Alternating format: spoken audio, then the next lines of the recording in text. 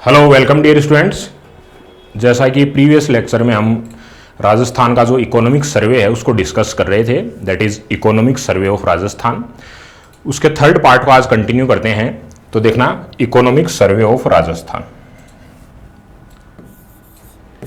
Economic survey of Rajasthan, economic survey of Rajasthan. ठीक है, तो इकोनॉमिक सर्वे में हमने जो प्रीवियस दो लेक्चर हैं उनमें मैंने आपको बताया कि जो इंडिकेटर्स हैं, जो इकोनॉमिक सर्वे का जो डाटा है उसको एक्सेस करने में, उसको वेल इलस्ट्रेटेड करने के अंदर कि अपन बढ़िया से उसको डिस्प्ले कर पाएं, जो इंडिकेटर्स काम में लिए जाते हैं उनको हमने डिस्कस किया जो प्रीवियस दो लेक्चर थे उनमें।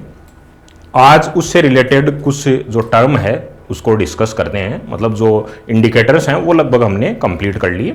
उसके बाद में आज जो मैनेजमेंट है उसके बारे में पढ़ते हैं कि फिस्कल मैनेजमेंट, मतलब सरकार का जो बजट है वो कैसे मैनेज करती है, सरकार का जो खाता है, मतलब कुल मिला के आपको बोलूँ तो मैं जो सरकारी खजाना है, सरकारी खाता है, उसके बारे में पढ़ेंगे कि कैसे सरकार जो है एडमिनिस्ट्रेशन रन करती है, उसके बारे में पढ़ेंगे। ठीक है, तो आज का अपना पॉइंट ऑफ डिस्कशन होगा फिस्कल मैनेजमेंट। ठीक है, फिस्कल मैनेजमेंट।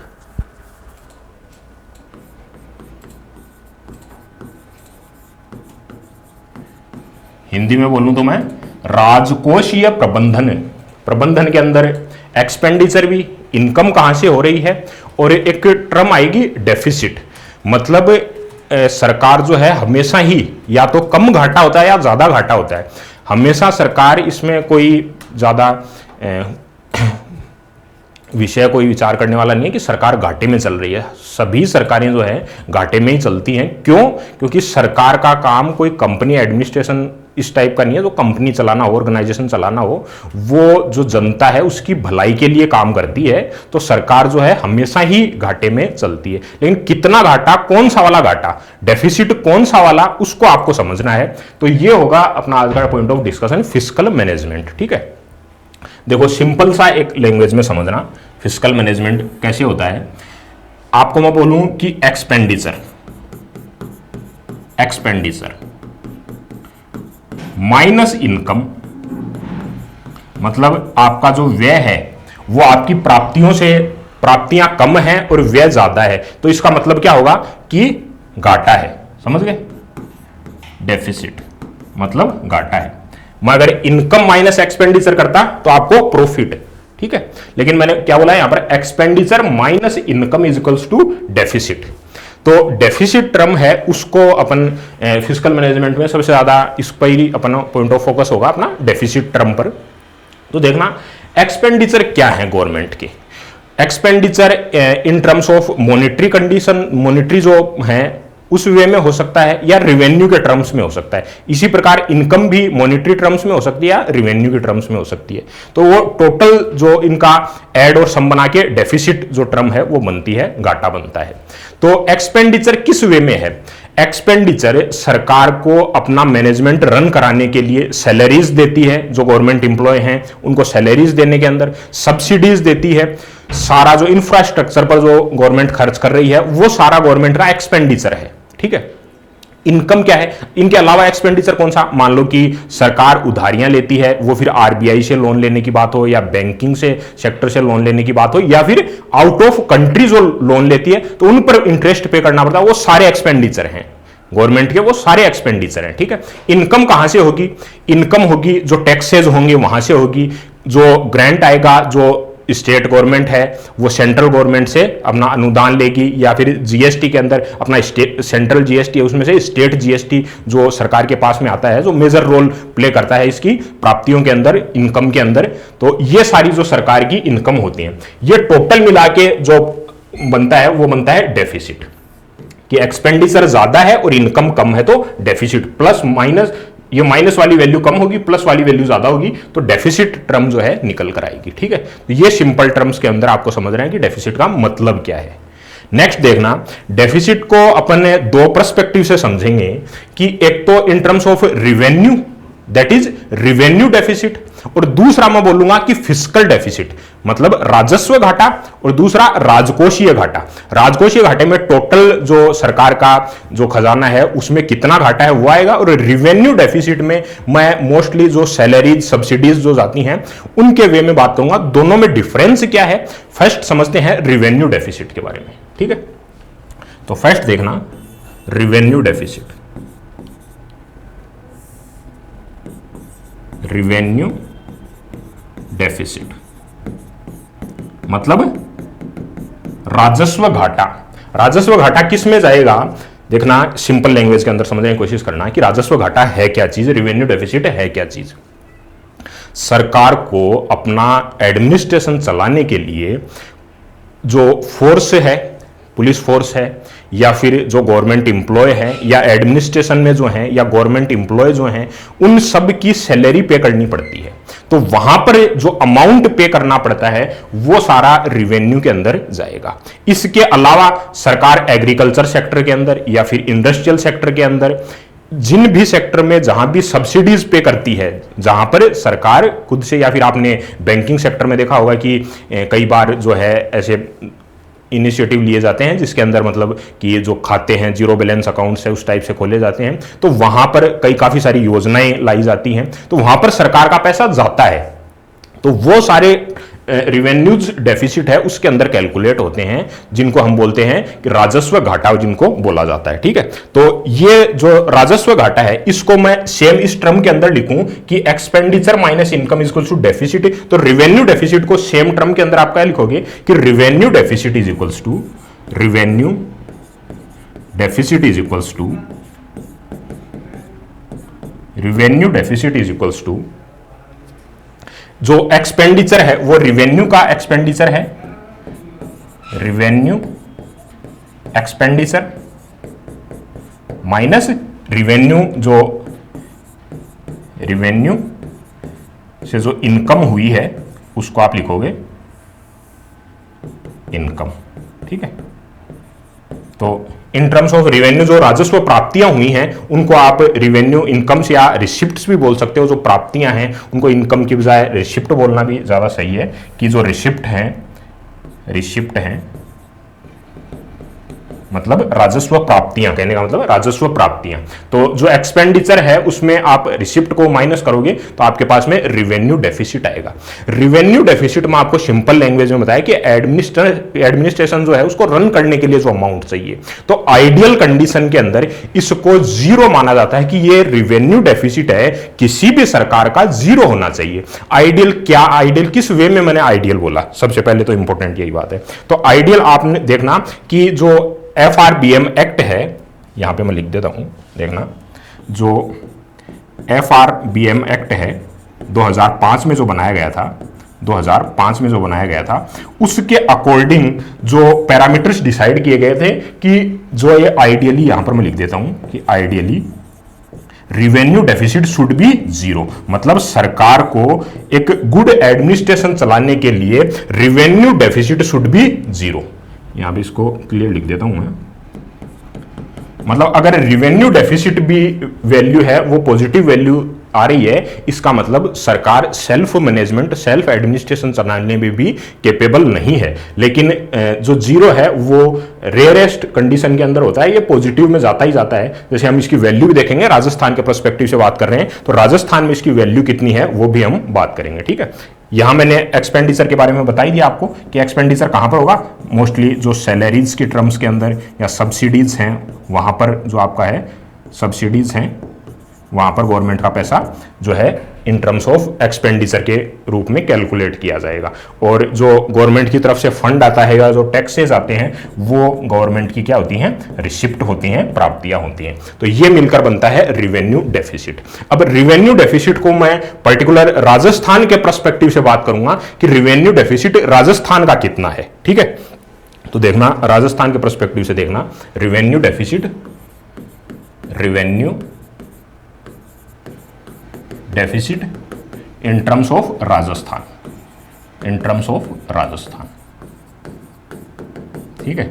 तो राजस्थान के पर्सपेक्टिव से हम देखें तो ये 38,955 करोड़ रुपए इतना रिवेन्यू डेफिसिट है। देखना, मैं इसकी फिस्कल मैनेजमेंट की बात कर रहा हूं, तो डेफिसिट मैं चाहे फिस्कल डेफिसिट बोलूं या रिवेन्यू डेफिसिट बोलूं, ये डायरेक्ट अमाउंट मैंने लिखा है, लेकिन अमाउंट में ये कैलकुलेट मोस्टली हम इसको जो सेंस ऑफ ऑब्जर्वेशन है हमारा, इसको अमाउंट में देखने का नहीं होता है, हम इन टर्म्स ऑफ जीडीपी देखते हैं कि जीडीपी मैंने आपको बताया जैसे 9.06 जीडीपी एट जो अपना कांस्टेंट प्राइस है जो 17.04 लाख करोड़ है, वो राजस्थान की जीडीपी एट करंट प्राइस है। तो 17.04 लाख करोड़ का कितना प्रतिशत रिवेन्यू डेफिसिट है, मतलब इन टर्म्स ऑफ जीडीपी देखा जाता है। मतलब जो ऑब्जर्वेशन हम करते हैं, आगे हम जो चार्ट के माध्यम से देखेंगे कि किस प्रकार वेरी कर रहा है पिछले जो 4 to 5 जो फाइनेंशियल ईयर है उनके अंदर रिवेन्यू डेफिसिट कैसे वेरी कर रहा है। तो इन टर्म्स ऑफ जीडीपी देखा जाता है बजाय अमाउंट के, ठीक है।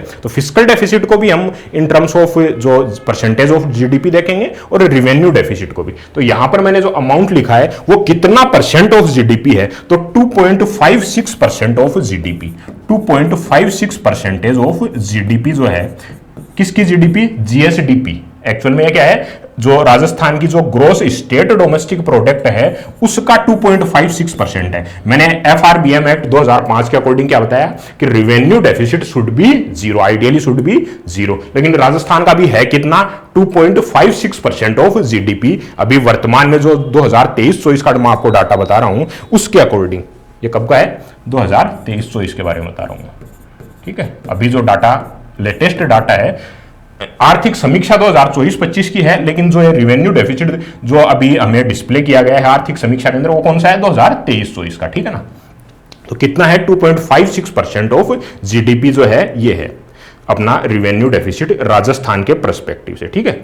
ये हमेशा जीडीपी के टर्म में दर्शाया जाता है। जीडीपी के टर्म में जो लास्ट अपन 4-5 ईयर का डाटा है उसको ऑब्जर्व करते हैं। देखना, रिवेन्यू डेफिसिट का मैं आपको एक ऑब्जर्वेशन दिखाता हूं। देखना, इन टर्म्स ऑफ जो राजस्थान है रिवेन्यू डेफिसिट किस वे में, जैसे मैंने अभी बोला आपको 2.56% ऑफ जो है 2.56% जो है जीडीपी का वो रिवेन्यू डेफिसिट है। और आइडियली एफआरबीएम एक्ट के अकॉर्डिंग कितना होना चाहिए, आइडियली शुड बी जीरो, लेकिन यहां पर आपको ये डिस्प्ले हो रहा है इमेज, ठीक है। थोड़ा सा मैं इसको बड़ा कर देता हूं इमेज को,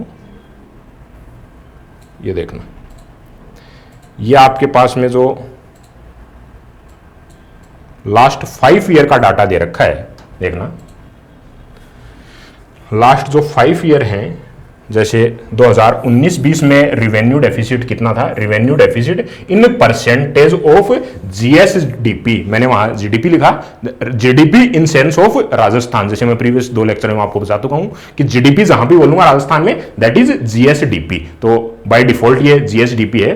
तो 2020-21 का कितना है, 21-22, 22-23 और 23-24। ऑब्जर्वेशन करना कि 2020-21 में रिवेन्यू डेफिसिट सबसे हाईएस्ट वैल्यूज आ रही है 4.32। ये क्या जो कोरोना का टाइमिंग था जिस टाइम पे, उस टाइम पे सेंट्रल लेवल की बात करूं मैं, चाहे केंद्र सरकारों की बात करूं चाहे राज्य सरकारों की बात करूं, रिवेन्यू डेफिसिट की वैल्यू जो इंडिया में सभी स्टेट्स के अंदर और सेंटर के अंदर ये वैल्यू हाई रही है। आप जो सेंट्रल वाला देखोगे उसके अंदर भी सेम आपको ग्राफ जो है मिलेगा। यहां पर देखना, जो 2023-24 का मैंने क्या बताया, 2.56% ऑफ जीडीपी, ये कितना था, 2.56% of GDP, GDP at A current price. GDP में अगर मान लो बाय डिफॉल्ट बोल रहा हूं कि जीडीपी, तो आपको 17.04 लाख करोड़ वैल्यू माननी है कि डायरेक्ट मैं अगर जीडीपी बोल रहा हूं तो आप कांस्टेंट प्राइस पर नहीं मानना, आपको करंट प्राइस पर जो वैल्यू है वो सोच के चलनी है, 17.04 लाख करोड़, ठीक है। तो 17.04 जो लाख करोड़ है उसका 2.56%, 2.56% है जीडीपी का, वो है, ये है रिवेन्यू डेफिसिट। रिवेन्यू डेफिसिट जो है यहां पर राजस्थान का 2.56, इससे पहले 2.32, 2021-22 का 2.16, और आइडियली जो एफआरबीएम एक्ट, मैंने क्या बोला, एफआरबीएम एक्ट है 2005 का, इसके according revenue deficit should be zero, ideally should be zero, ठीक है। लेकिन जीरो जो आप देख पा रहे हो यहां पर जीरो लाइन से काफी ज्यादा ऊपर जो वैल्यू है 2.56 हमें अचीव हो रही है। तो ये राजस्थान का जो अभी सिनेरियो है रिवेन्यू डेफिसिट का। और रिवेन्यू डेफिसिट है क्या एक्चुअल के अंदर, ये टर्म्स क्या है, जो administration, how well you administrator to the administration to the state that reflect the revenue deficit, मतलब कितना एडमिनिस्ट्रेशन बढ़िया कर रहा है स्टेट, वो रिफ्लेक्ट करेगा ये चीज, ठीक है। तो ये रिवेन्यू डेफिसिट के बारे में हमने देखा। नेक्स्ट देखना, रिवेन्यू डेफिसिट के बाद में मैं आपको बताता हूं जो नेक्स्ट टर्म है अपनी फिस्कल डेफिसिट। डेफिसिट जो टर्म थी उसमें मैंने आपको जो फिस्कल मैनेजमेंट में हमने पहला जो देखा रिवेन्यू डेफिसिट, और सेकंड हम देखते हैं राजकोषीय घाटा। पहला था राजस्व घाटा। राजस्व घाटा मतलब जो एडमिनिस्ट्रेशन चलाने के लिए जो अमाउंट चाहिए उसमें जो घाटा हो रहा है, that is revenue deficit. Next देखना second number fiscal deficit. Fiscal deficit, fiscal deficit मतलब राजस्व घाटा, मतलब जो मैनेजमेंट है, जो गवर्नमेंट का जो फंड है, उस टोटल फंड के अंदर टोटल जो अमाउंट है, मतलब सिंपल वे के अंदर ये समझो कि राजस्थान के पास जितना अमाउंट है सरकारी खजाने के अंदर, उसमें कितना घाटा है, दैट इज फिस्कल डेफिसिट, ठीक है। और आपको जो आप सेंट्रल बजट पढ़ते हो तो उसमें भी फ्रीक्वेंट टर्म आपको देखने की मिलती है फिस्कल डेफिसिट, ठीक है। तो देखना, मैं अगर सेम इसके लिए भी अगर 2023-24 की मैं बात करूं fiscal deficit in terms of Rajasthan, 2023-24 की अगर मैं बात करूं तो ये वैल्यू 65,580 करोड़ रुपए, 65,580 करोड़ रुपए, ठीक है। इतना अमाउंट जो है राजस्थान का फिस्कल डेफिसिट है, मतलब राजकोषीय घाटा है। ये कितना परसेंट, अच्छा मैंने आपको बोला कि ये इन टर्म्स ऑफ अमाउंट नहीं देखा जाता, इन टर्म्स ऑफ जीडीपी देखा जाता है, फिस्कल भी और रिवेन्यू भी। तो ये कितना परसेंट है, जो 17.04 का कितना परसेंट है ये, तो इसको जो आपको कैलकुलेट करके भी देख लेना, लेकिन डायरेक्ट डाटा आपको ध्यान में रखने हैं कि 4.31%, क्योंकि वहां पर तो आप कैलकुलेशन करने नहीं जाओगे एग्जाम में, 4.3% ऑफ जीडीपी। जीडीपी जीएसडीपी लिख दूं, चलो मैं आपको जीडीपी में अगर कंफ्यूजन हो तो जीएसडीपी में लिख देता हूं यहां पर कि 4.31% ऑफ जीएसडीपी जो है राजस्थान का फिस्कल डेफिसिट है। ये अमाउंट आपको इंपॉर्टेंट ध्यान में रखनी है एग्जाम के पर्सपेक्टिव से, ठीक है। तो ये जो है, और एफआरबीएम एक्ट जो है, अच्छा यहां पर पॉजिटिव साइड है राजस्थान की, जो मैंने आपको बताया कि एफआरबीएम एक्ट 2005 के अंदर जो बताया गया कि आइडियली फिस्कल डेफिसिट कितना होना चाहिए, तो ये वैल्यू बताई जाती है कि 4.37% ऑफ जीडीपी है। वो अगर आपके पास में फिस्कल डेफिसिट है, मतलब गवर्नमेंट जो है वो सरकार जो है देश को चलाने के लिए, राज्य की सरकारें हैं, राज्य को चलाने के लिए उनका एडमिनिस्ट्रेशन सही है, बढ़िया एडमिनिस्ट्रेशन है, और सरकार की एक पॉजिटिव स्ट्रेंथ साइड मानी जाती है कि बढ़िया तरीके से जो सरकार है देश चला पा रही है, ठीक है। तो ये आइडियली कितना, एफआरबीएम एक्ट मैं यहां पे लिख देता हूं, एफआरबीएम एक्ट है जो 2005 का, एफआरबीएम एक्ट 2005, इसके अकॉर्डिंग जो फिस्कल डेफिसिट की वैल्यू है 4.37% ऑफ जीडीपी होना चाहिए, ठीक है। और राजस्थान का 4.37 से कम है, मतलब राजस्थान जो है प्लस साइड में है, पॉजिटिव साइड में है, स्ट्रेंथ साइड के अंदर है, ठीक है। तो राजस्थान की स्थिति बेटर है, ये आप बोल सकते हो, ठीक है, फिस्कल डेफिसिट के अंदर। इसको भी मैं आपको, जैसे प्रीवियसली मैंने आपको बोला कि इन टर्म्स ऑफ जीडीपी देखते हैं, तो इन टर्म्स ऑफ जीडीपी मैं आपको चार्ट डिस्प्ले करता हूं कि लास्ट जो 5 ईयर हैं उनके अंदर फिस्कल डेफिसिट है वो किस प्रकार वेरी कर रहा है, ठीक है। फिस्कल डेफिसिट है वो किस प्रकार वेरी कर रहा है, ये देखना, ठीक है। ये देखना 2000 मैं अगर बोलूं, अभी जो मैंने आपको अमाउंट बताया 2023-24 का मैंने डाटा बताया। आर्थिक समीक्षा कौन सी है, 2024-25 की आर्थिक समीक्षा कितना है, 4.31% of GDP, 4.31% of GDP. GDP कौन सी, 17.04, जीएसडीपी लिख देता हूं, चलो ठीक है।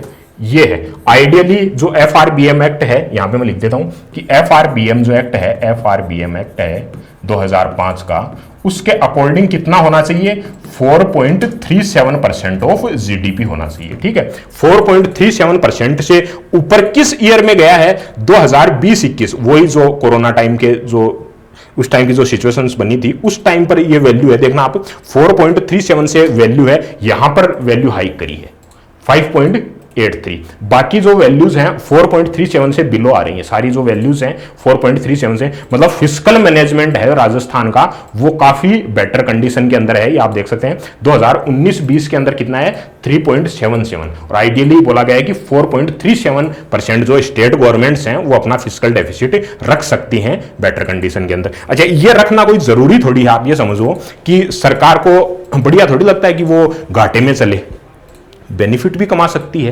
तो मैं आपको एकदम लेमन लैंग्वेज में समझाता हूं, देखना कि एक बेसिक सा एग्जांपल देता हूं आपको। मान लो जो रोडवेज बसेज हैं, जो गवर्नमेंट बसेज हैं, वो आप ऑब्जर्व करना कि जिस रूट पे जो चलाई जाती हैं, जिस रूरल रूट पे जो चलाई जाती हैं, वहां पर उनके पास पैसेंजर हो या नहीं हो, लेकिन वहां पर रन करवाई जाती हैं। अब उनका अगर मेन एम, अगर उनका प्रॉफिट होगा कि प्रॉफिट हो तब हम रन करवाएं, तो वो उस रूट पर नहीं चलवाएंगे।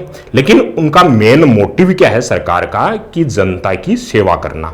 तो जनता जो है उसको बेनिफिट होना चाहिए, सिटीजन है उनको प्रॉफिट होना चाहिए, उनकी सेवा के लिए, उनकी सर्विस के लिए गवर्नमेंट है, ना कि प्रॉफिट के लिए। वो कोई कंपनी या ऑर्गेनाइजेशन नहीं है जो प्रॉफिट के लिए काम करेगी, ठीक है। तो घाटा सरकार को करना जरूरी है, तभी जो है इंफ्रास्ट्रक्चर डेवलप हो पाएगा, कंट्री है वो डेवलप कर पाएगी। तो ये एक प्लस साइड है, मतलब घाटा है, डेफिसिट है, वो एक नेगेटिव सेंस मत देख के चलो आपकी घाटा है मतलब नेगेटिव सेंस है, नेगेटिव नहीं है, प्लस साइड है, घाटा होना जरूरी है। FRBM एक्ट के अकॉर्डिंग 4.37% मैंने बोला है, तो इतना होना जरूरी है।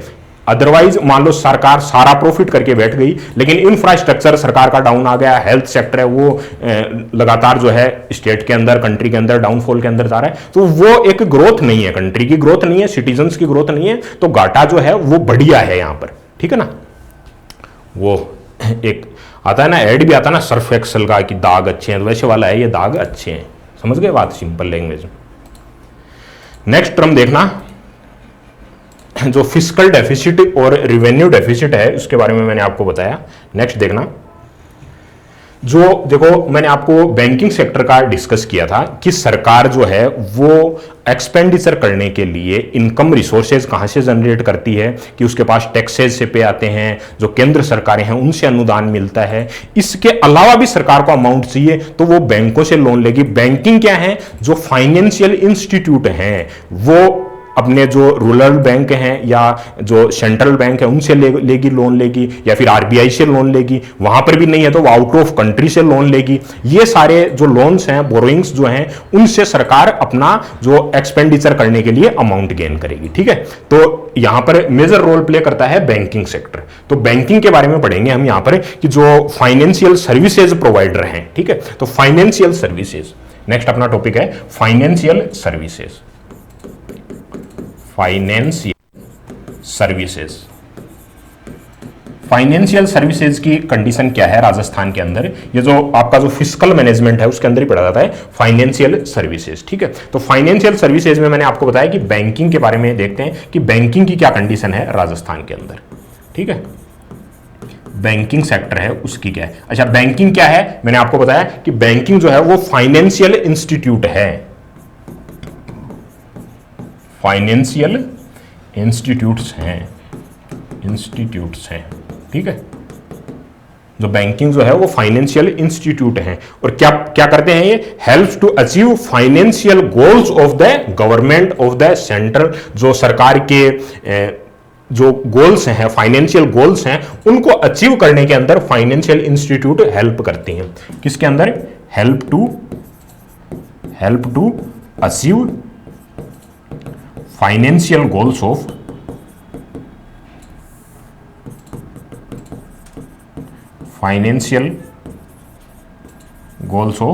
स्टेट की बात कर रहे हैं तो फाइनेंशियल गोल्स ऑफ स्टेट कौन हेल्प करेगा, फाइनेंशियल इंस्टीट्यूट करेंगी, बैंकिंग करेंगी, बैंकिंग सेक्टर करेगा। तो बैंकिंग सेक्टर की स्थिति क्या है, कितने बैंकिंग है, उसका एक ओवरव्यू लेते हैं राजस्थान के अंदर अपन, कि जो बैंकिंग है वो राजस्थान के अंदर कितना परसेंटेज किस बैंक का है, देखते हैं।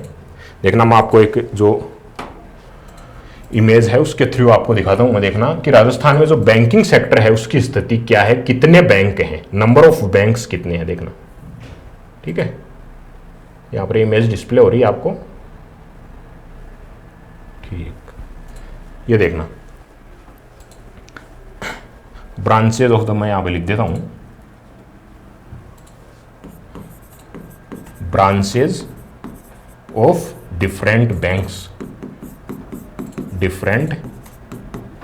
Banks in Rajasthan.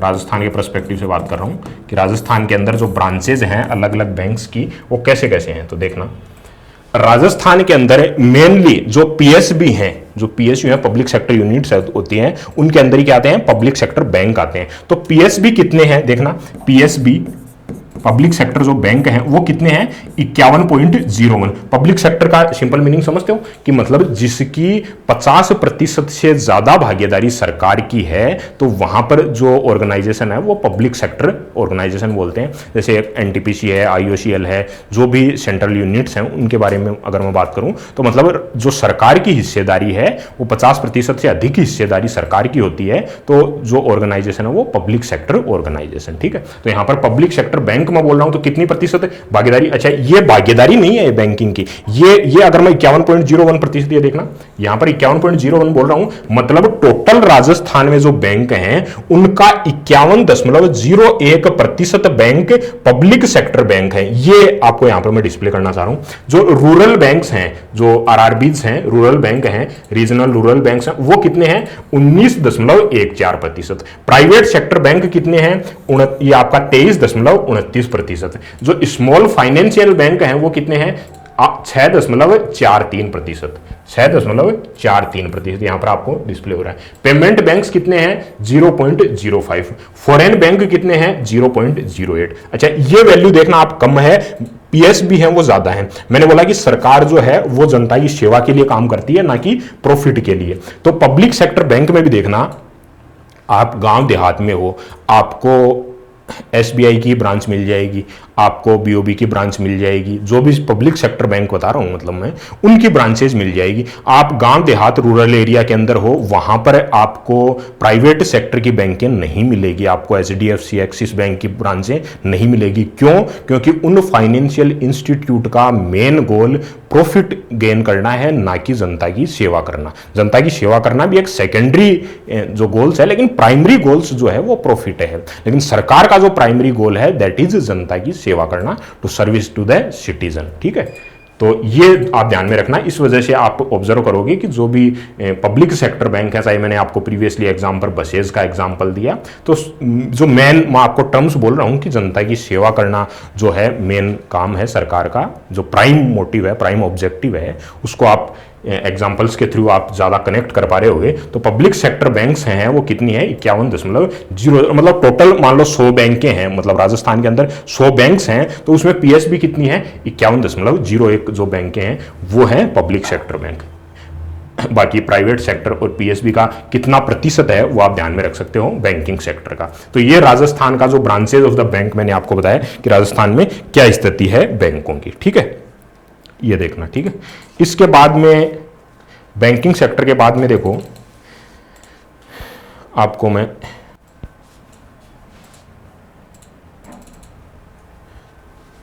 बैंकिंग के बाद में जो है मैं आपको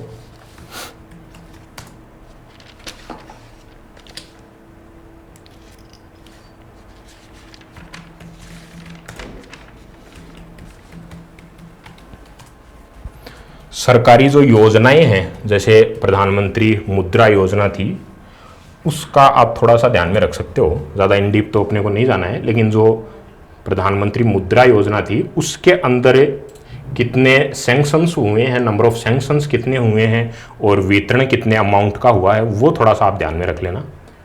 ये देखना, मैं आपको बता रहा था कि अंडर प्रधानमंत्री मुद्रा योजना, प्रधानमंत्री PMMY,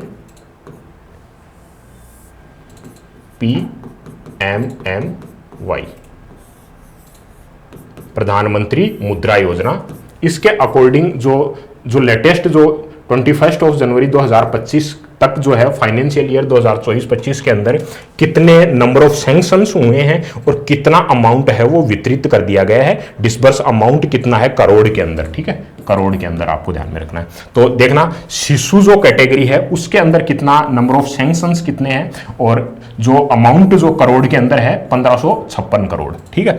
किशोर और तरुण और टोटल अमाउंट कितना 14,609 करोड़ जो है PMMY, प्रधानमंत्री जो आपका जो प्रधानमंत्री मुद्रा योजना है फाइनेंशियल ईयर 2024-25 के अंदर टोटल जो वितरित राशि है वो कितनी कर दी गई है 14,609 करोड़ रुपए जो राशि है वो वितरण कर दिया गया है। नंबर ऑफ सैंक्शंस हैं उनको आप ध्यान में रख सकते हो, थोड़ा सा एक रफ आइडिया आपको होना चाहिए ताकि आप जो है आउट ऑफ द ऑप्शंस जो है वो एग्जैक्ट आंसर पिक कर पाओ। तो ये आपको थोड़ा सा PMMY के बारे में ध्यान रख सकते हो आप। नेक्स्ट देखना अपना,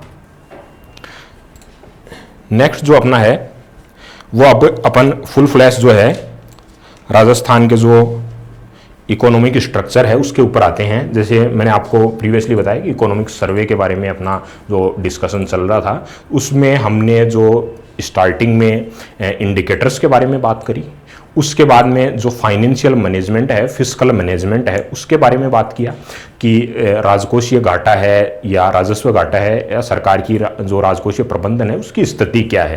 तो ये आपका बेसिक एक मतलब आप ओवरव्यू मान सकते हो इकोनॉमिक सर्वे का। जो आगे हम जो भी टॉपिक्स पढ़ेंगे उनके अंदर ये फ्रीक्वेंट टर्म्स यूज आएंगी। जो भी मैं टर्म्स यहाँ पर बेसिक टर्म्स यूज करी हैं वो फ्रीक्वेंट टर्म्स हैं, आपके आगे जो काम में आएंगे। अब डिफरेंट सेक्टर्स की बात करते हैं। फुल फ्लैश जो है राजस्थान के जो टॉपिक्स हैं मतलब जो अपन इकोनॉमिक सर्वे के जो टॉपिक्स हैं उन पर चर्चा करेंगे, ठीक है। तो फर्स्ट जो टॉपिक है ये टॉपिक आपको राजस्थान ज्योग्राफी से रिलेट करेंगे। मतलब जैसे मैं आपको एनर्जी सेक्टर की बात करूं तो ऊर्जा संसाधन आप जो अपना राजस्थान ज्योग्राफी है उसके टॉपिक में भी पढ़ते हो, परिवहन है वो भी पढ़ते हो। उसके अलावा चाहे मैं आपको बोलूं कि पर्यटन वगैरह की चर्चा करेंगे या पशुधन वगैरह की चर्चा करेंगे तो वो सारे टॉपिक्स हैं वो ज्योग्राफी के टॉपिक्स हैं। लेकिन इकोनॉमिक सर्वे उनके अंदर लेटेस्ट इकोनॉमिक सर्वे उसको ऐड करने के बाद में जो लेटेस्ट डाटा हमारे पास में डिस्प्ले होता है उसके बारे में हम चर्चा करेंगे कि ऊर्जा की वर्तमान स्थिति राजस्थान में क्या है। तो ऊर्जा के बारे में आपने नो डाउट जो राजस्थान ज्योग्राफी है उसके बारे में पढ़ा होगा।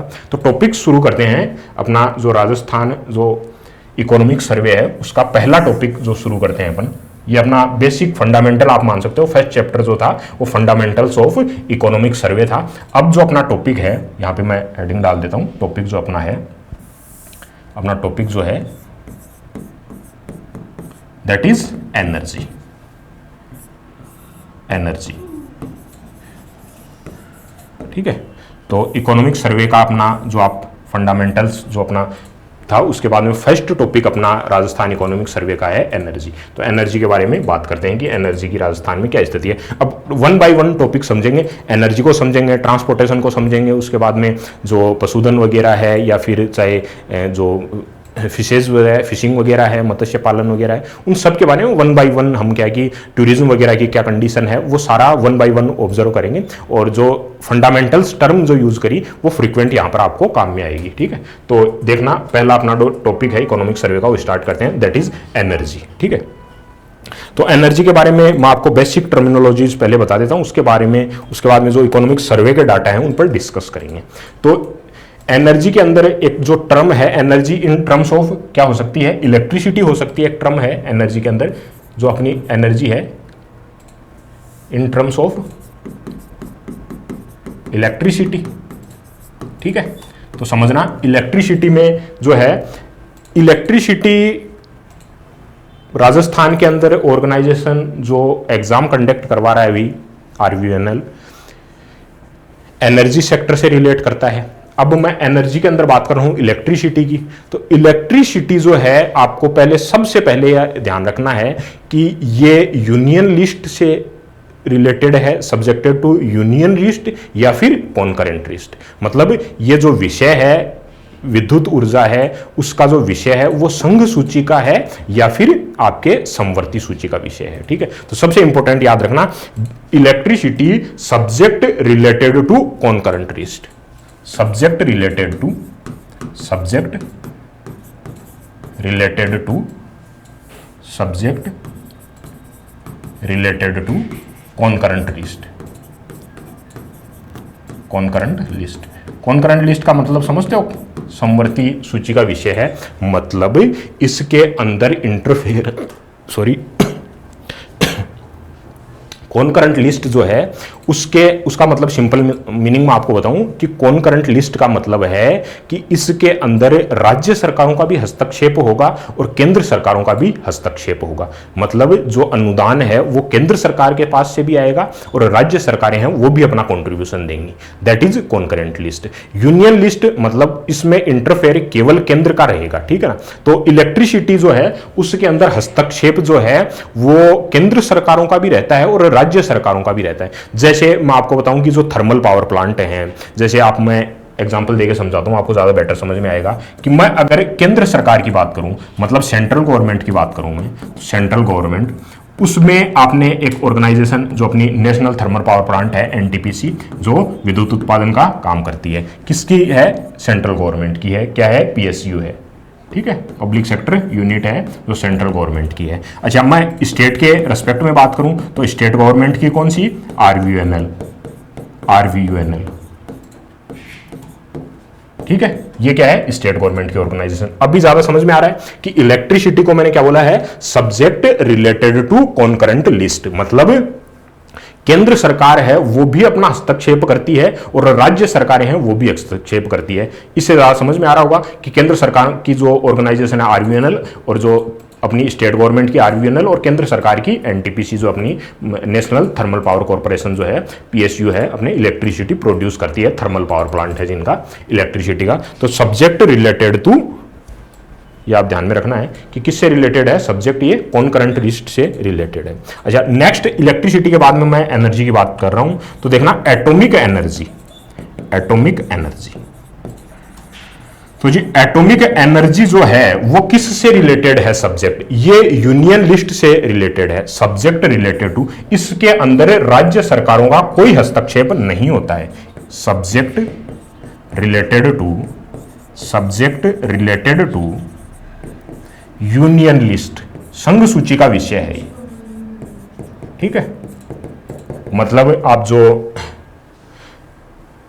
ऑर्गेनाइजेशन जो भी हैं एटॉमिक, चाहे बाबा एटॉमिक रिसर्च सेंटर है या फिर एनपीसीआईएल है, जो भी एटॉमिक एनर्जी पर वर्क करती हैं, वो आपको राज्य सरकार की कोई भी इंस्टीट्यूट ऐसी नहीं होगी जो एटॉमिक एनर्जी, हाँ प्लांट किसी राज्य में पर्टिकुलर किसी ना किसी स्टेट के अंदर, और जो ऑर्गेनाइजेशन है उसका आपको हेडक्वार्टर है उसका जहां पर सेटअप है किसी ना किसी स्टेट के अंदर मिलेगा, लेकिन जो इसके विषय है, जो सब्जेक्ट है वो रिलेटेड टू यूनियन लिस्ट है, इसके अंदर हस्तक्षेप केवल राज्य सरकारों का होगा, जो केंद्र सरकारों हैं उनका होगा, राज्य सरकारों का नहीं होगा। वापस से बोल रहा हूं, राज्य सरकारों का हस्तक्षेप नहीं होगा, केवल और केवल केंद्र सरकारों का हस्तक्षेप इसके अंदर होगा, ठीक है। तो ये आपको इंपॉर्टेंट ध्यान में रखना है।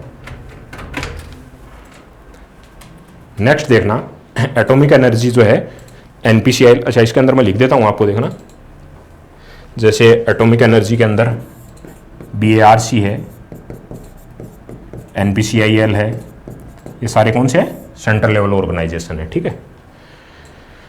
नेक्स्ट देखना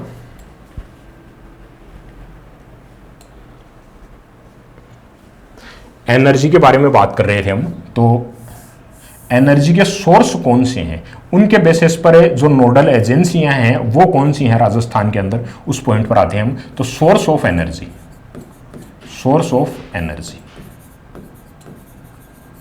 source of energy.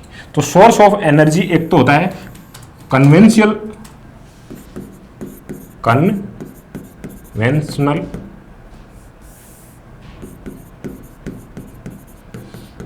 Conventional source of energy हो सकता है, या non conventional source of energy, non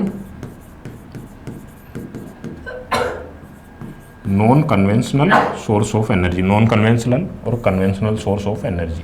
मतलब कन्वेंशनल सोर्स कौन से हैं एनर्जी के, देखना जो अपना मैं अभी थर्मल पावर प्लांट की बात कर रहा था, थर्मल एनर्जी है वो conventional source of energy, thermal energy.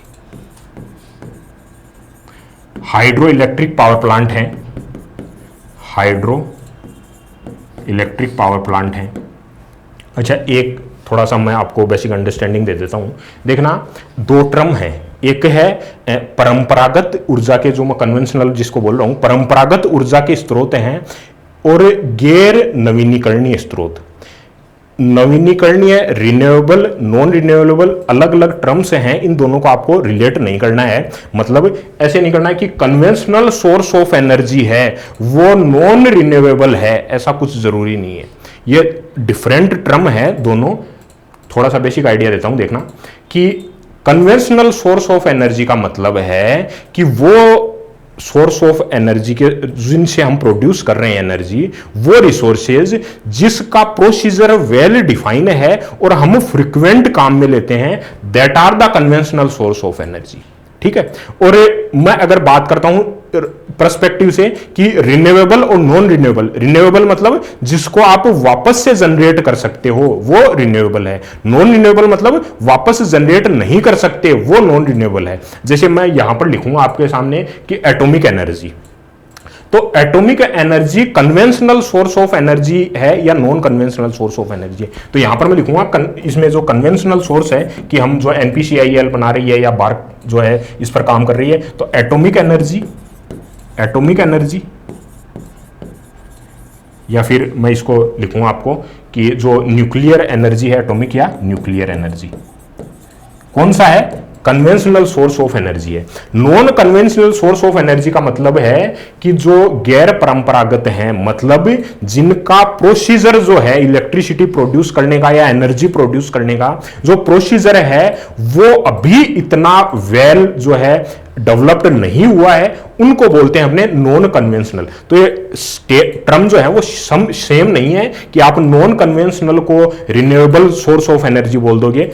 काफी बुक्स के अंदर आपको लिखा हुआ मिलेगा नॉन कन्वेंशनल स्लैश लगा के रिन्यूएबल सोर्स ऑफ एनर्जी। इसका इंटरलिंक ही नहीं है, नॉन कन्वेंशनल जो है उसका रिन्यूएबल से इंटरलिंक नहीं है। आपको हर बुक के अंदर, मतलब 10 में से आपको 9 बुक के अंदर मिलेगा ये कि रिन्यूएबल सोर्स ऑफ एनर्जी और नॉन इसमें रिन्यूएबल है, उसमें स्लाइस करके साथ में पैरेलल के अंदर देते हैं, लेकिन इनका एक्चुअल में लिंक नहीं है। बाद में कभी इसके बारे में डिस्कस करेंगे, फिलहाल टॉपिक पर आते हैं। देखना नॉन कन्वेंशनल सोर्स हैं उसके बारे में मैं अगर आपको बताऊं, रिन्यूएबल नॉन रिन्यूएबल के बारे में फिर कभी बात करेंगे। देखना फिलहाल जो मेन टॉपिक है उस पर आते हैं कि जो विंड एनर्जी है, solar energy main role play करती है। पहले सोलर का नाम लिखो, सोलर, विंड एनर्जी है, टाइडल एनर्जी है, ये सारे जो मैं आपको लिख रहा हूं ये है नॉन कन्वेंशनल मतलब गैर परंपरागत। जैसे जियोथर्मल है, बायोमास है, बायोगैस है, जियोथर्मल एनर्जी है, जियोथर्मल एनर्जी है, बायोमास या बायोगैस में अगर लिखता हूं, बायोमास या बायोगैस में अगर लिखता हूं, तो ये जो है सारे non conventional source of energy हैं। ठीक है। अब कन्वेंशनल सोर्स ऑफ एनर्जी हैं, उनके लिए राजस्थान के अंदर कौन सी नोडल एजेंसियां हैं, मतलब जो इसको रन करती हैं, और नॉन कन्वेंशनल सोर्स हैं उनके लिए राजस्थान में कौन कौन सी नोडल एजेंसियां हैं। इसलिए मैंने आपको ये जो है क्लासिफिकेशन डिस्प्ले किया है। तो कन्वेंशनल सोर्स के बारे में यहां पर मैं जो है कंपेरिजन वे के अंदर लिख देता हूं। यहां पर कन्वेंशनल सोर्स ऑफ एनर्जी हैं, उनके लिए नोडल एजेंसी कौन सी है, नोडल एजेंसी, नोडल एजेंसी। ठीक है। तो कन्वेंशनल सोर्स जो हैं एनर्जी के, उनके लिए राजस्थान के अंदर पहले जो स्टार्ट के अंदर मैं अगर बात करूं कि 1 जुलाई 1957 के अंदर जो राजस्थान स्टेट इलेक्ट्रिसिटी बोर्ड हुआ करता था, ठीक है, इसका फुल फॉर्म ध्यान में रहेगा ना, RSEB, यहां पे लिख भी देता हूं मैं, राजस्थान स्टेट इलेक्ट्रिसिटी बोर्ड हुआ करता था। कब हुआ करता था? 1 जुलाई 1957 के अंदर। फिर इसको इंप्लीमेंट करके RSEB की जगह रिप्लेस कर दिया गया, जो राजस्थान इलेक्ट्रिसिटी रेगुलेटरी कमीशन जो है 2 जनवरी 2000 को राजस्थान जो रेगुलेटरी जो बोर्ड था उसको राजस्थान स्टेट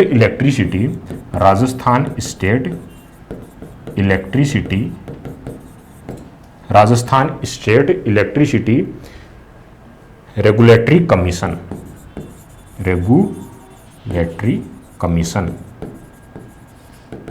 इसके अंदर 2 जनवरी 2005 में जो रेगुलेटरी कमीशन बना दिया गया, मतलब बोर्ड को हटा दिया गया और कमीशन बना दिया गया, और इस कमीशन बनाया गया उसके अंदर 5 ऑर्गेनाइजेशन को रखा गया।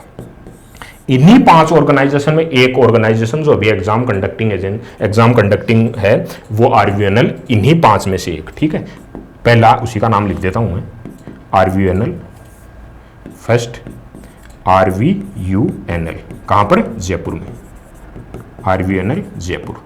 दूसरा RVPNL, RVPNL ये भी जयपुर के अंदर। JVVNL, JVVNL ये भी जयपुर के अंदर। जो अजमेर का है AVVNL, जहां आपको जो बिल्स आते हैं जो झुंझुनू एरिया है उसमें जो रेगुलेटरी जो ऑर्गेनाइजेशन है वो कौन सी है, AVVNL का आपके पास में आता है, AVVNL। और जो जोधपुर की है, वो JOVNL, JOVNUL। ठीक है, ये जो जोधपुर की, और ये अजमेर की जो है JOVNL।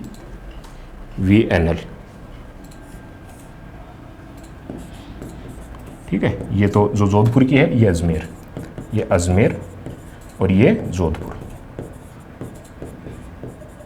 ठीक है, तो सिंपल वे में क्या समझे कि कन्वेंशनल सोर्स ऑफ एनर्जी, आपको मैंने बताया कौन से कन्वेंशनल सोर्स ऑफ एनर्जी हैं, उनकी राजस्थान में nodal agency Rajasthan state electricity board हुआ करती थी 1 जुलाई 1957। फिर बोर्ड को हटा करके कमीशन बना दिया गया, Rajasthan state electricity regulatory commission, Rajasthan राज्य विद्युत नियामक आयोग। ठीक है, RSERB। ठीक है, ये आपको शॉर्ट टर्म है वो बना लेना है। यहाँ पर नियामक जो कमीशन, मतलब बोर्ड को हटा करके कमीशन बना दिया, इतना ध्यान में रखना है, 2 जनवरी 2000 को। अब इस कमीशन के अंडर 5 संस्थाएं आती हैं। कौन सी 5 संस्थाएं, RVNL, RVPNL, JVVNL, AVUNL और जोधपुर का जो है JOVVNL। ये 5 जो संस्थाएं हैं वो नियामक बोर्ड जो है कब बनाया गया, 2 जनवरी 2000 को। ये किसके नोडल एजेंसियां हैं, ये कन्वेंशनल सोर्स ऑफ एनर्जी है उनकी ये नोडल एजेंसियां हैं। ठीक है, अब यहां पर देखना, यहां पे मैं लिख देता हूं आपको जो non conventional source of energy है, ये जो था वो कन्वेंशनल सोर्स ऑफ एनर्जी है उसकी नोडल एजेंसियां थी। यहां पर लिखता हूं मैं non conventional source of energy जो है, non conventional source of energy जो थे, source of energy, non conventional source of energy है। इसके अंदर कौन कौन सी बताई मैंने आपको, सोलर एनर्जी है, विंड एनर्जी है, टाइडल एनर्जी है, जियोथर्मल है, बायोमास है, बायोगैस है, ये सारी क्या हैं, non conventional source of energy हैं। तो non conventional source of energy की नोडल एजेंसियां कौन सी हैं, नोडल एजेंसी के बारे में आपको ध्यान में रखना है, नॉन कन्वेंशनल के बारे में। ठीक है, तो नॉन कन्वेंशनल जो सोर्स ऑफ एनर्जी हैं उनको जो 9 अगस्त 2002 को, 9 अगस्त आपको ध्यान में रखना है, स्टार्टिंग के अंदर 9 अगस्त 2002 को जो 2 ऑर्गेनाइजेशन थी उनको कंबाइंड करके एक सिंगल ऑर्गेनाइजेशन फॉर्म की गई, that is Rajasthan energy development authority. Rajasthan जो पहली थी, राजस्थान एनर्जी डेवलपमेंट अथॉरिटी। अच्छा, इसका शॉर्ट फॉर्म आप लिख लोगे REDA, पहली ऑर्गेनाइजेशन ये। और दूसरी जो ऑर्गेनाइजेशन थी राजस्थान का जो स्टेट पावर लिमिटेड था, कॉरपोरेशन लिमिटेड, RSPCL जो थी, उन दोनों को कंबाइंड करके Rajasthan state power, Rajasthan state power corporation limited. ठीक है, इनको दोनों को मर्ज करके फिर एक सिंगल ऑर्गेनाइजेशन जो non conventional source of energy, उनके लिए रिन्यूएबल जो कॉरपोरेशन ऑर्गेनाइजेशन बना दिया गया, जिसको बोला गया कि राजस्थान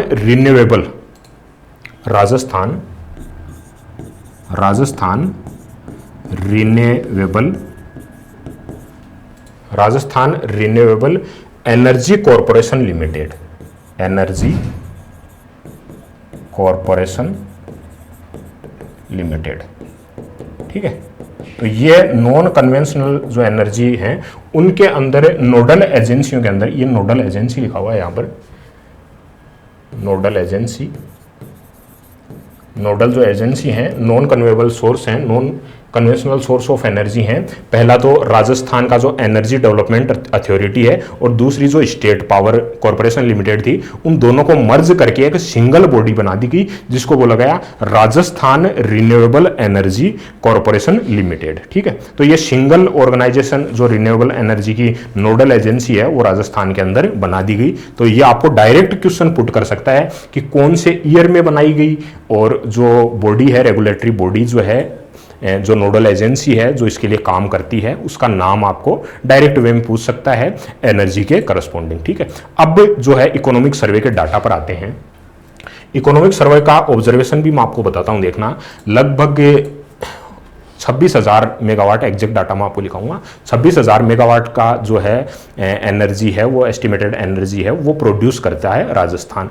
मैं अगर बात करूं 1947 के टाइम की, तो लगभग 12-15 मेगावाट की एनर्जी जो राजस्थान है वो प्रोड्यूस करता था। मेनली 4 to 5 सिटीज़ जो थी उनके अंदर एनर्जी है, इलेक्ट्रिसिटी है, वो प्रोड्यूस हुआ करती थी, जो अपना कंज्यूम किया करते थे, मतलब रेयरली कहीं पर थी। तो आप देखना कहाँ पर 11-12 मेगावाट और कहाँ पर 26,000 मेगावाट से ज्यादा एनर्जी जो है राजस्थान एट प्रेजेंट प्रोड्यूस कर रहा है। तो कितना ह्यूज अमाउंट ऑफ जो एनर्जी है वो प्रोड्यूस की गई है राजस्थान के द्वारा जो 1947 के बाद में वर्तमान स्थिति तक। ठीक है ना, तो करंट का डाटा मैं अगर आपको बताऊं तो जो आपको स्टेट इंस्टॉल्ड एनर्जी कैपेसिटी लिखना, स्टेट का जो इंस्टॉल्ड एनर्जी कैपेसिटी है, इंस्टॉल्ड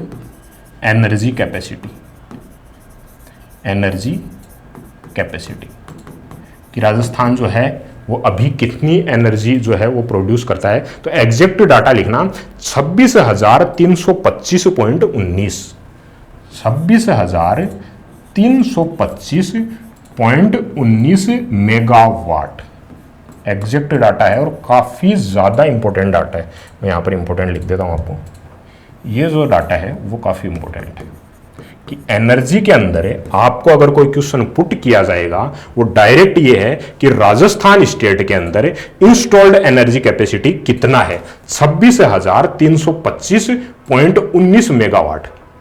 एक मैं आपको कंपैरिजन वे के अंदर मैं आपको बता दिया कि लगभग जो अगर मैं बात करूं 1947 के टाइम की, 1947 की, तो लगभग 12 से 15 मेगावाट एनर्जी है वो राजस्थान जो है वो प्रोड्यूस किया करता था। 1947 के टाइम की बात है।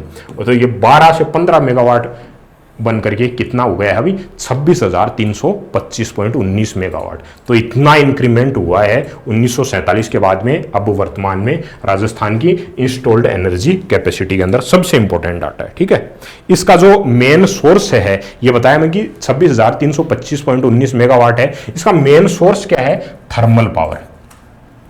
मेन जो राजस्थान के अंदर जो एनर्जी प्रोड्यूस होती है उसका मेन सोर्स क्या है, यहां पर मैं लिख देता हूं। मेन सोर्स जो है वो क्या है, थर्मल पावर है। ठीक है, ये आपको इंपॉर्टेंट ध्यान में रखना है। थर्मल पावर के अंदर मैं आपको बताऊं कि अकेला थर्मल पावर है वो जो अपना 26,325 है उसके अंदर लगभग 7,000 से ऊपर लगभग 7,800 एग्जैक्ट डाटा मैं आपको बताऊं तो 7,830 मेगावाट इतना 26,000 के अंदर अकेला थर्मल प्रोड्यूस करता है। तो आपको मैं देखो दिसंबर 2024 की स्थिति बता रहा हूं, दिसंबर 2024 की। ठीक है, कि थर्मल जो पावर है वो कितना प्रोड्यूस हुआ है। उसके अलावा जो अपना सोलर है, विंड है, वो टोटल कितना प्रोड्यूस हुआ है। ठीक है, थर्मल के बाद में जो सोलर है और उसके बाद में जो विंड एनर्जी है, ये कन्वेंशनल सोर्स और ये नॉन कन्वेंशनल। तो टोटल थर्मल है, मैंने बताया कि मेन सोर्स ऑफ एनर्जी जो है वो थर्मल है। वो कितना है, 7,830 मेगावाट। 7,830 मेगावाट मतलब ये जो 26,000 है उसके अंदर 7,830 मेगावाट अकेला जो थर्मल सोर्स है वो एनर्जी प्रोड्यूस कर रहे हैं। ठीक है, और सोलर जो है वो है 5,432.66 5,432.66 मेगावाट जो सोलर एनर्जी राजस्थान प्रोड्यूस कर रहा है। विंड एनर्जी जो है वो 4414 2.16 मेगावाट। एग्जैक्ट डाटा आपको ध्यान में रखना है 4414.12 एग्जैक्ट डाटा आपको ध्यान में रखना है विंड का 4414.12 मेगावाट। लगभग आप ये मानो कि टोटल 26,000 में से लगभग 37% के अराउंड, लगभग 37.59% के अराउंड जो है एनर्जी जो है वो, मतलब ये टोटल अगर इसको मैं 100% मानता हूं कि 26,325 को अगर मैं 100% मानता हूं तो इसमें से सोलर और विंड एनर्जी है वो लगभग 37.59% जो एनर्जी है वो अकेला विंड और सोलर और थर्मल जो है वो मेजर रोल इसके अंदर प्ले करता है, जो कि 7,830 मेगावाट। तो ये जो इकोनॉमिक सर्वे का डाटा है वो आपको इंपॉर्टेंट ध्यान में रखना है। सबसे इंपॉर्टेंट है इसके अंदर 26,325.19 मेगावाट एनर्जी जो है इंस्टॉल्ड एनर्जी कैपेसिटी है राजस्थान की। ठीक है, तो ये इकोनॉमिक सर्वे का एनर्जी के करस्पॉन्डिंग सबसे इंपॉर्टेंट डाटा। नेक्स्ट देखना, मैं आपको बताता हूं जो न्यू प्रोजेक्ट्स हैं, न्यू प्रोजेक्ट्स जो हैं जैसे छबड़ा थर्मल पावर प्लांट था या काली सिंध था या फिर जो बीकानेर के अंदर अभी चल रहा है जिन प्रोजेक्ट्स में काम, कि कितनी यूनिट्स लगाई गई हैं और उन यूनिट्स के अंदर कितनी जो एनर्जी है वो प्रोड्यूस हो रही है उसके बारे में। तो ऐसे करते हैं कि नेक्स्ट जो न्यू प्रोजेक्ट्स हैं जो इंस्टॉल्ड किए गए हैं उनके बारे में नेक्स्ट जो अपना लेक्चर रहेगा उसमें डिस्कशन करते हैं उसके बारे में। ठीक है, तो फिलहाल जो अपना डिस्कशन यहीं पे बाइंड अप करते हैं इस सेशन को, कि एनर्जी कैपेसिटी है, एनर्जी के बारे में मैंने आपको बताया। देखना स्टार्ट से मैं आपको एक बार रिवाइज कर देता हूं। देखो इकोनॉमिक सर्वे का जो अपन ने आज फिस्कल मैनेजमेंट जो है राजकोषीय प्रबंधन है उसके बारे में पढ़ा, उसके बारे में कि फिस्कल जो मैनेजमेंट है उसमें आपने सबसे पहले टर्म रिवेन्यू डेफिसिट पढ़ी। रिवेन्यू डेफिसिट क्या होता है, कितनी अमाउंट ऑफ जीडीपी होना चाहिए और अभी वर्तमान में राजस्थान की क्या स्थिति है। इसके बाद में जो फिस्कल डेफिसिट है वो जीडीपी का कितना, आइडियली कितना होना चाहिए और राजस्थान का कितना है वो कंपेरिजन वे के अंदर हमने देखा। इसके बाद में जो फाइनेंशियल सर्विसेज प्रोवाइडर हैं, बैंकिंग सेक्टर हैं, उनकी राजस्थान में वर्तमान स्थिति क्या है, कितना परसेंटेज पब्लिक सेक्टर है, कितना प्राइवेट सेक्टर और फाइनेंशियल बैंक्स जो है उनके बारे में देखा। मुद्रा योजना काफी इंपॉर्टेंट है, काफी बार जो है एग्जाम में क्वेश्चन पूछ लिया जाता है इसमें से, तो इसको आप सरफेसली ध्यान में रख सकते हो। उसके बाद में हमने जो इकोनॉमिक सर्वे है उसका जो मेन टॉपिक एनर्जी है उसको डिस्कस करने गए एनर्जी के बारे में हम। तो एनर्जी में हमने जो है पहले आपको बेसिक बताया कि एनर्जी जो इलेक्ट्रिसिटी है वो subject related to concurrent list होता है। उसके बाद में एटॉमिक एनर्जी है वो यूनियन लिस्ट है, केंद्र सरकार का जो है उसके अधीन होती है एटॉमिक एनर्जी। इनके बारे में रिलेटेड ऑर्गेनाइजेशन थे, उससे आप ज़्यादा बेटर वे में कनेक्ट कर सकते हो। सोर्स ऑफ एनर्जी कौन सी है, कन्वेंशनल सोर्स हैं, नॉन कन्वेंशनल सोर्स हैं, रिन्यूएबल नॉन रिन्यूएबल, इनसे किस प्रकार से डिफरेंट है वो शॉर्ट सेशन एक बारी बना देंगे अलग से। वो एक मानो आप आधे पौन घंटे का अलग से डिस्कशन है, रिन्यूएबल और कन्वेंशनल जो सोर्स ऑफ एनर्जी हैं उनमें क्या डिफरेंस है, अलग कभी चर्चा करेंगे उसके बारे में। कन्वेंशनल सोर्स को आपको ध्यान में रखना है, नॉन कन्वेंशनल सोर्स एनर्जी कौन से हैं उनके बारे में। इसके बाद में इनकी नोडल एजेंसियां कौन कौन सी हैं जो कन्वेंशनल सोर्स ऑफ एनर्जी पर राजस्थान में काम करती हैं, उनकी डेट कब बनी, वर्तमान में कौन जो संस्थाएं हैं वो काम में कर रही हैं। इसी प्रकार से non conventional source of energy हैं उसमें कौन कौन सी जो ऑर्गेनाइजेशन है, नोडल एजेंसियां हैं जो राजस्थान में सर्विस प्रोवाइडर हैं या सप्लायर्स हैं। ठीक है, उसके बाद में हमने देखा कि इंस्टॉल्ड एनर्जी कैपेसिटी, कि कितनी इंस्टॉल्ड एनर्जी, कितनी एनर्जी राजस्थान प्रोड्यूस कर रहा है और किस वे में कर रहा है, उसके सोर्स क्या है, मेन सोर्स क्या है, अदर सोर्सेज क्या है, उनके बारे में देखा। कि दिसंबर 2024 की जो आपका इकोनॉमिक सर्वे 2024-25 है उसके अंदर कौन सा डाटा दिया गया है, दिसंबर 2024 का। तो उसके अकॉर्डिंग इकोनॉमिक सर्वे का डाटा हमने ऑब्जर्व किया। एक गेस वर्क के लिए मैंने आपको 1947 का जो है डाटा यहाँ पे दिया है कि कितना हमने ग्रोथ की है, आपको एक जनरल ऑब्जर्वेशन हो सके कि हमने ग्रोथ कितना किया है। तो उस वे में आपको समझ के चलना है कि 26,325.19 मेगावाट की जो एनर्जी है राजस्थान जो है प्रोड्यूस वर्तमान में करता है। उसके बाद में जो न्यू प्रोजेक्ट्स हैं उसके रिगार्ड हम जो है नेक्स्ट सेशन में देखते हैं, नेक्स्ट लेक्चर में देखते हैं। एनर्जी को कंटिन्यू करेंगे, that is economic survey of Rajasthan के अंदर एनर्जी के टॉपिक को कंटिन्यू करेंगे। इस सेशन को यहीं पे बाइंड करते हैं। Okay, thank you students.